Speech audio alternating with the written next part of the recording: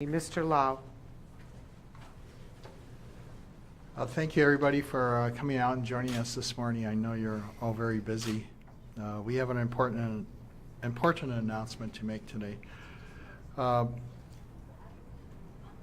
it's this journey on Red Hills began for me in 2014.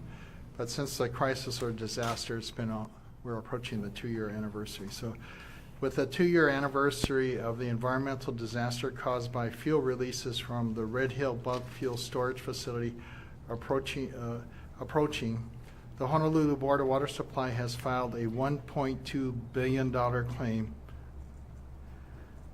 with the U.S. Navy under the Federal Tort Claims Act, FTCA, to recover costs associated with responding to the Red Hill drinking water contamination crisis. The filing under the FTCA is the first step in the cost recovery process and essential to preserving the Board of Water Supply's legal rights. The Navy is responsible for the massive environmental and human health crisis caused by the releases of petroleum and other hazardous substances that have occurred at the Red Hill fuel facility. This emergency is ongoing and unresolved. The Navy's failure to prevent or timely and appropriately respond to these releases at Red Hill has inflicted devastating injuries upon the people of Hawaii, including the Board of Water Supply, which are compensable under the FTCA. As a result of the Navy's November 2021 release of fuel at Red Hill and ensuing drinking water contamination crisis, the Board of Water Supply had no choice but to shut down its Halawa shaft as well as certain other Ea and Halawa drinking water wells to prevent fuel contamination from entering our own water system. In addition to shutting down these drinking water sources, BWS has been forced to implement enhanced water quality testing and protocols, install additional groundwater monitoring wells, with temporarily increased its reliance upon other water sources to replace the lost water production, develop alternative water supply wells to make up for the lost water production, and evaluate drinking water treatment technology. The $1.2 billion claim is to recover the costs for these response actions. The Navy has publicly stated that it is taking accountability for its leadership failings at Red Hill, and we expect the Navy to reimburse the Board of Water Supply for these damages. Thank you. We're available for any questions now. I also have a hard copy of the release Mr. Lau just read. But I'd like to actually allow the board chair, this is Chair Naalehu Anthony, to say a few words if he would like. Thank you, Ernie. I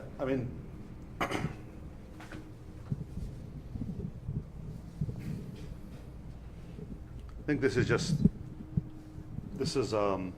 coming up on the 2-year mark. This is an important time to think about all of the different challenges that we've had on Oahu with respect to water.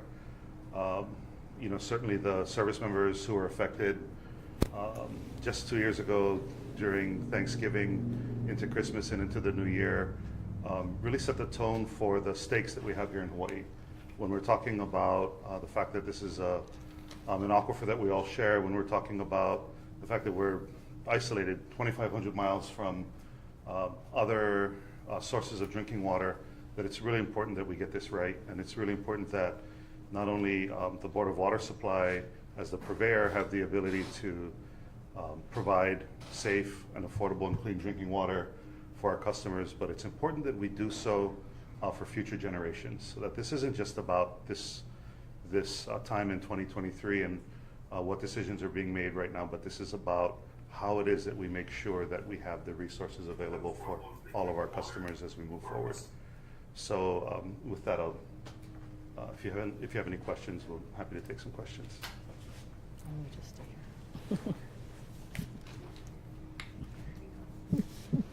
Hey, Ernie, just want to make sure I'm getting the lingo right. So is the Board of Water Supply filing a lawsuit against the Navy, or is it a claim against the Navy? Just want to make sure I'm understanding. At this time, we have not filed a lawsuit in federal court. It starts off with filing a simple form, I think it's called Standard Form 95. And we filed that with the Judge Advocate General in Norfolk, Virginia, for the U.S. Navy. So the Navy now has about 6 months to respond or reject to our claim, our filing of a claim. And this is under the Federal Tort Claims Act.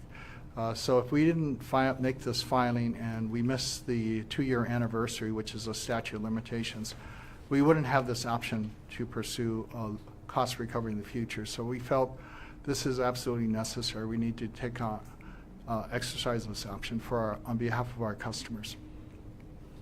Where's the $1.2 billion cover?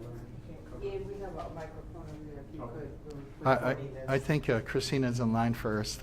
Go ahead, Christina. So will this claim, if approved, impact the planned rate increases that you folks have announced, or would those still go into effect anyway?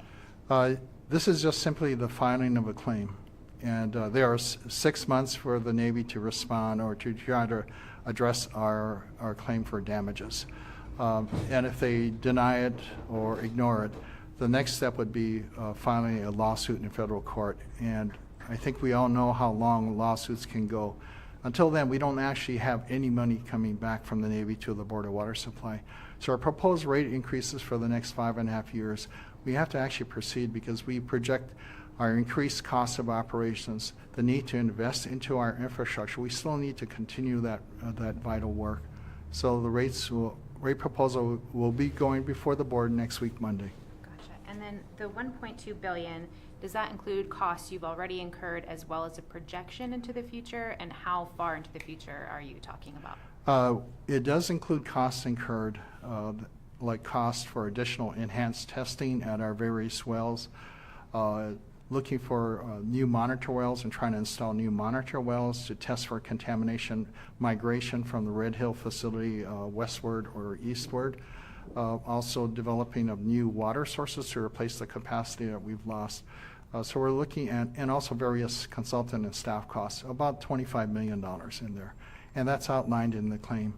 The balance of it is actually simply to replace our Halawa shaft. So do a new Halawa type shaft at another location to be determined. Also 2 new well production facilities that are equivalent to our IA and Halawa wells that we currently have shut off. Thank you. Thank you. Hi, Ernie. Hi.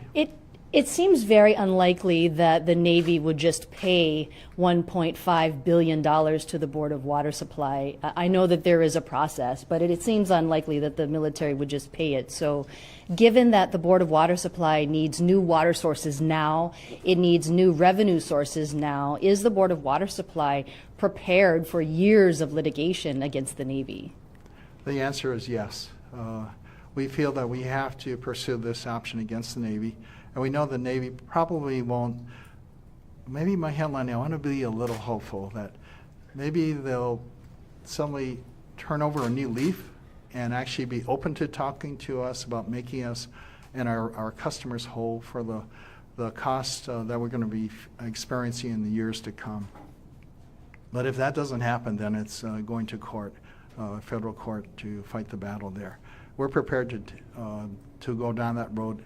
We don't want to go down that road, but if necessary, we believe it is necessary. And it is important for our customers. And the number is not 1.5, it's $1.2 billion in our claim. 1.2 billion. 1.2. So. And I had a question for Naalehu. Go ahead. Naalehu, leaders like yourself have worked really hard over the past 2 years to open lines of communication with the military. Does this administrative claim at any point erode any trust that has been built over the past 2 years?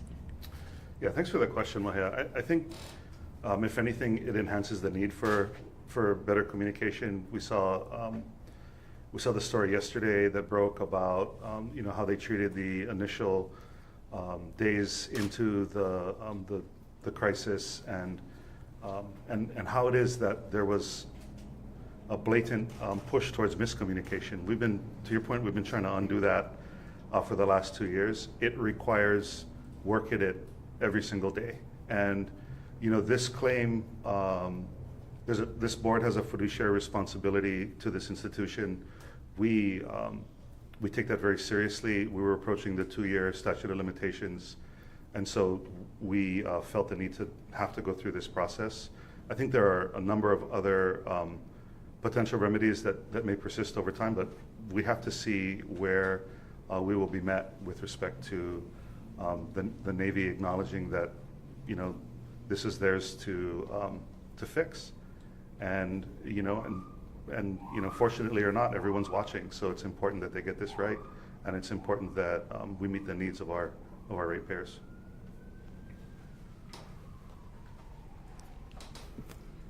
I'll follow up on that. What the board chair mentioned about Navy text messages coming out. There was one from Navy Captain Gordy Meyer saying that he wanted to inundate the Board of Water Supply with data that was already publicly available. I just wanted to get your response to that, Mr. Lau. Yeah, Christina, excellent article and great research there. I was a little surprised, taken aback by that text message. You know, we've been trying to open the lines of communication with the Navy, although we've always felt that they've been withholding information to us. I think what he was referring to was like go to the Department of Health website, download the PDF file that contains 700 pages of results, test results, and that should be adequate for us. But we found that really unwieldy, almost impossible to filter through 700 pages of in a PDF, single PDF file. So I'm very disappointed that Gordy felt that way. I'm hoping that the current leadership in the Navy have taken a different approach to be more truthful, to be more open to us. Although I would say one issue that troubles me yet is the fact that the decision of the Secretary of Defense to shut down Red Hill, the Red Hill facility, to close it. And now they're defueling, and I'm glad I've heard from Admiral Wade just yesterday that they're at about 103.5 million gallons removed on the Red Hill facility, and they're on their way toward closure. So I think now's the time to stop providing completely, almost severely redacted documents or reports. There's no need to hide behind redactions on a facility that is going to be shut down and is currently on the way to be defueled completely.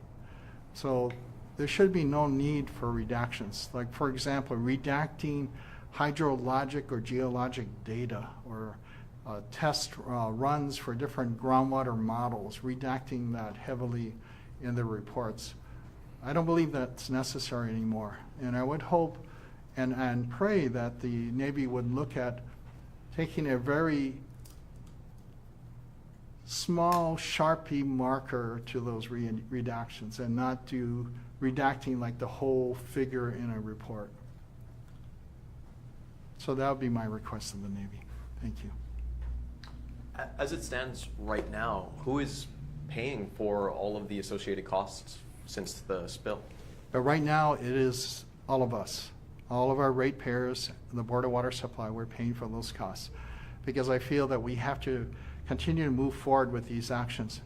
If we wait possibly for years on this whole claim process and perhaps have to go to a lawsuit, we're still unsure what the final outcome will be and when we'll actually see dollars coming back to the Board of Water Supply. So we can't depend upon that and wait. You mentioned new shafts, new wells to see if it's spread. Have any been built or are currently in use? The Navy's installed a number of monitor wells. I don't think you're talking about shafts, or test wells to look for the spread of the contamination. We're in the process of installing at least 3 of them.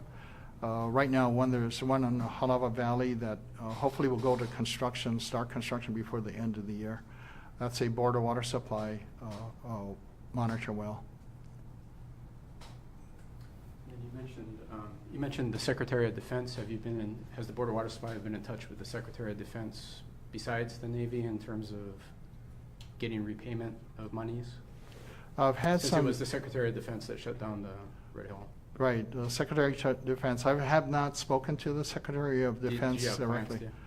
to? Actually, that's a great suggestion. Perhaps because of the filing of this claim, he's willing to come to the table and talk to us. And then, as far as the 1.2 billion, you probably mentioned it, but what is that? How does that break down? What are the costs? The bulk of the cost is actually with developing the equivalent Halawa shaft at another location. Remember, Halawa shaft was built in the 1940s, and I think at a fraction of that cost. But now it's well over. It is outlined in the claim, so I don't want to get the numbers wrong. But the significant part of the 1.18 billion out of the 1.2 billion or so is Halawa shaft and 2 other smaller well stations. And sorry, when did you file this with the Feds? We filed it, I believe, on October 28th, last October, month. But you're announcing it today? Yeah, we're announcing it today. October 28th. 28th. Great. And you have 6 months? The Navy has now, as the clock is running, they have 6 months to get back to us on whether they're approving the claim or denying the claim. They could also possibly take an action of not even responding in the next 6 months. And then across the street, the Navy's meeting with the State Water Management Board. Does this, your press conference coincide with that at all? You know, we're 2 separate entities. The Board of Water Supply, we set this date a while back But without the same thinking day, same about, time, you know, they're meeting across the street? yeah, we didn't do that intentionally. Okay. It just Totally coincidental. We wish we could coordinate that well. Okay, all right, thank you. Yeah. And I guess the Navy is presenting an update at the Water Commission meeting right now. Ernie, the Board of Water Supply is looking at a 66% water rate increase potentially by July 2028. Is it partly due to Red Hill or delayed infrastructure costs? Can you solely blame the Navy for those water rate increases? Very honestly, we cannot blame the Navy for all of that water rate increases. There are costs in there for Red Hill related response projects, but and other operating costs, but the majority of it is still what we're facing as a utility, like everybody is facing, increased costs all over the place, including like electricity, the cost of materials, equipment, where just to operate the water system, that cost we see is rising. But also we see the need to invest in our infrastructure and focusing on 2 primary areas. Development of new water sources. That's a priority that has been strengthened. Red Hills kind of triggered the need to go and find new locations for wells and to develop other water sources, but also to continue the pipeline replacement efforts, including some of our larger pipelines. And right now we're dealing with a 24-inch water main break on Mokapu Boulevard, and I apologize to our community for the problems we've created with traffic and other issues. The crews have been working since the weekend to try to fix that pipe.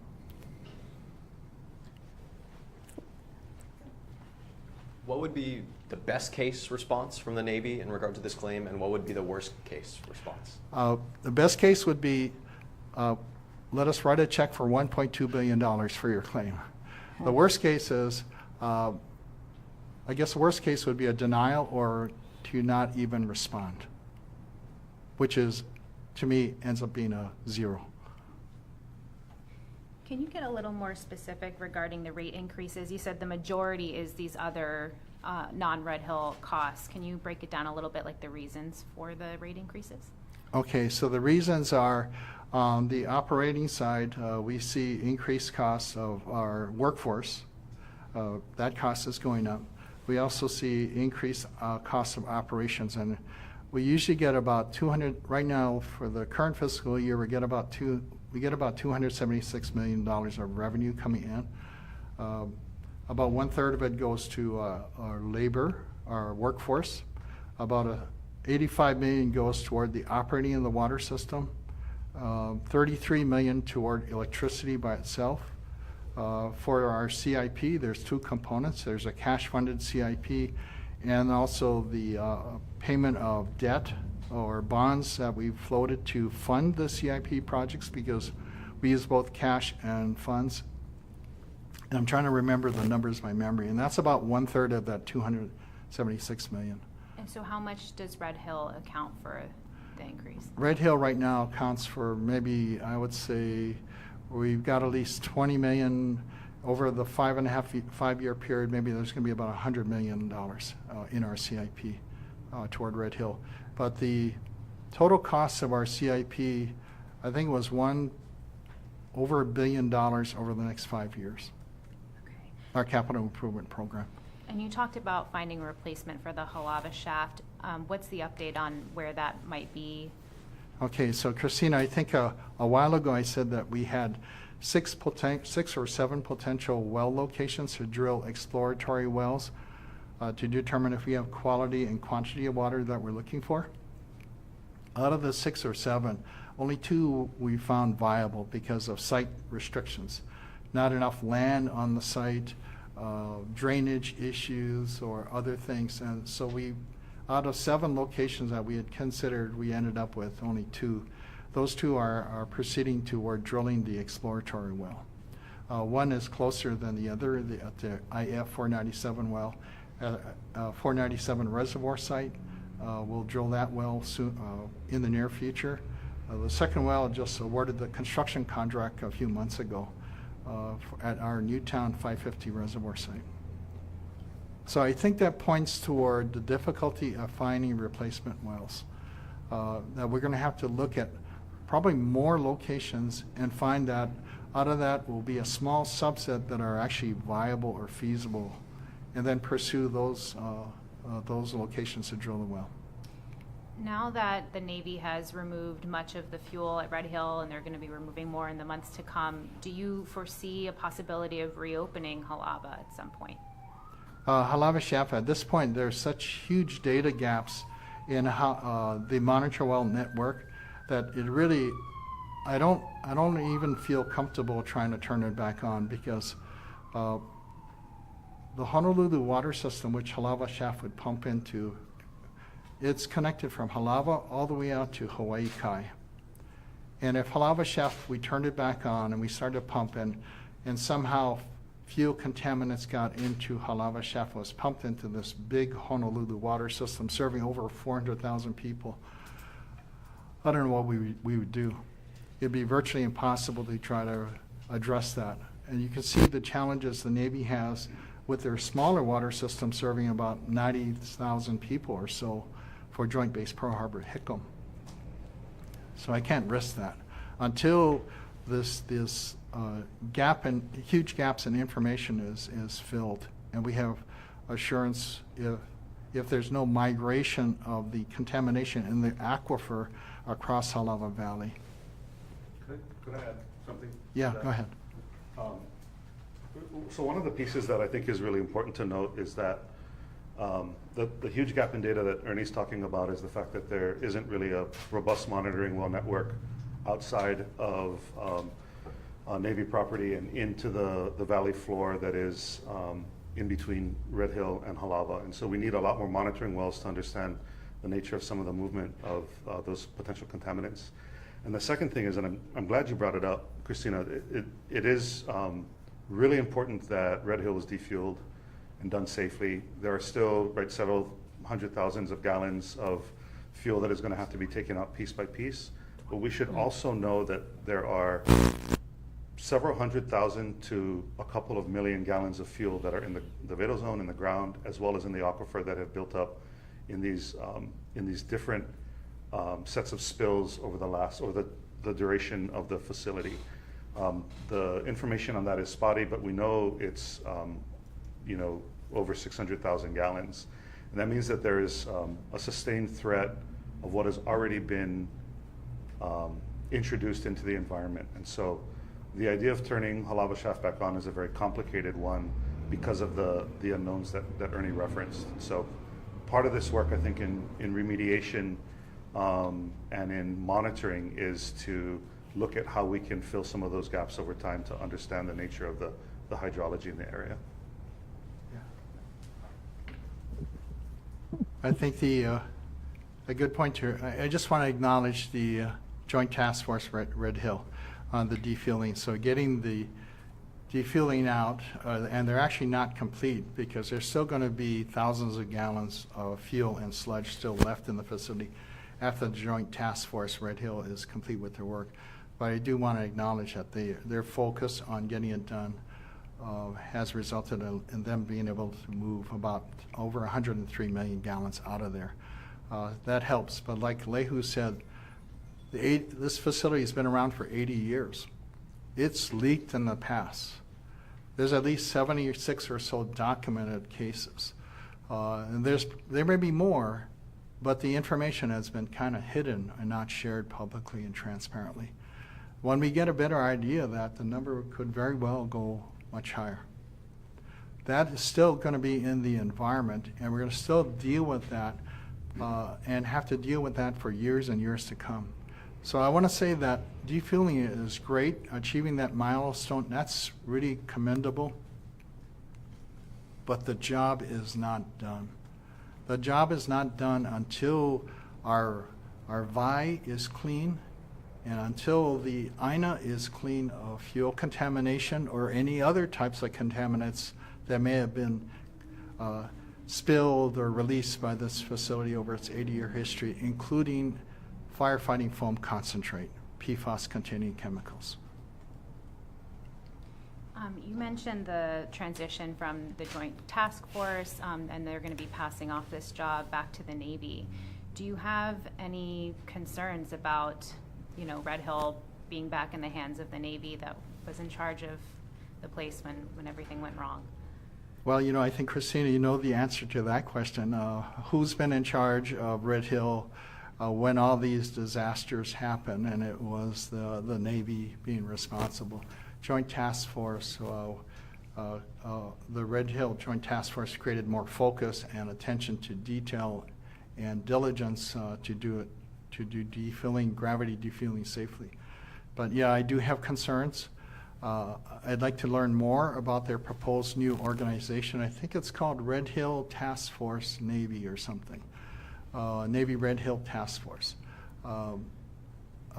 I think they're taking up lessons out of the playbook from the Joint Task Force Red Hill, and hopefully they'll be able to do a much better job all the way to closure and to remove the last drop of fuel or sludge from that facility. And that's when I'll be able to rest easy. So I want to give them a chance, but I just want to let them know we're all watching very carefully here. Any other questions? Thank you. As I mentioned, I have a copy of the news release. Also, the document that Mr. Lau was referring to will be posted later, probably in the next couple hours on our website. And the link to that is also in the news release. So thank you all so very much for coming. Both Mr. Anthony and Mr. Lau will be available if you want to go ahead and keep asking some one-on-one questions. Thank you. Thanks, everybody. Thank you. Ready? Let me go down.